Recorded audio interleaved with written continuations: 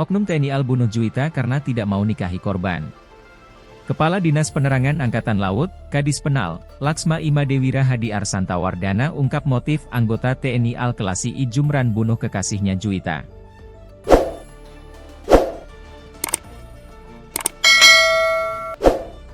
Menurutnya, Jumran tega membunuh jurnalis di Banjarbaru, Kalimantan Selatan, Kalsel, itu karena tidak mau menikahi korban. Motifnya, tersangka tidak mau menikahi korban, kata Kepala Dinas Penerangan Angkatan Laut, Kadis Penal, Laksma Imadewira Hadi Arsantawardana saat penyerahan tersangka dan barang bukti di Mako Lanal Banjarmasin, Selasa, 8 April 2025, siang. Dan Denpomal Banjarmasin, Mayor Laut, PM, Saji Warjoyo mengungkapkan, dalam kasus ini, tersangka Jumran disangkakan terbukti melanggar pasal 340 KUHP, tentang pembunuhan berencana dan pasal 338 KUHP tentang pembunuhan. Saji Warjoyo menyebut, penyediaan dapat menyimpulkan motivasi tersangka membunuh korban berdasarkan keterangan tersangka, saksi dan barang bukti yang digali penyidik Denpom Lanal Banjarmasin.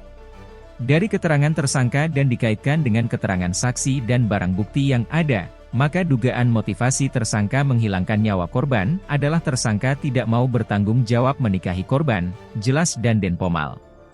Pada saat pelimpahan kasus, turut diserahkan 46 barang bukti.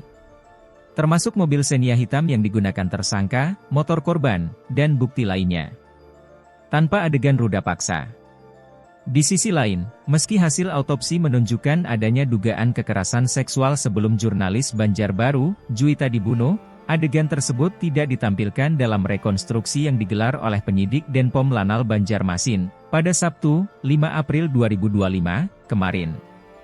Kuasa hukum keluarga korban, Muhammad Pasri, menyampaikan bahwa hal ini merupakan keputusan penyidik untuk menjaga martabat korban. Penyidik tidak menampilkan adegan kekerasan seksual demi menjaga dari sisi korban. Fokus mereka saat ini pada pembunuhan berencana, ungkapnya.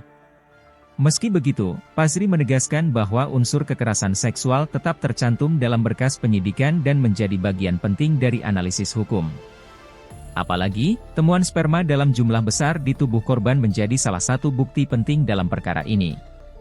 Pasri juga mengimbau kepada media agar tidak lagi menampilkan foto korban dalam pemberitaan lanjutan. Kami harap media fokus saja ke tersangka. Jangan lagi menampilkan wajah almarhumah.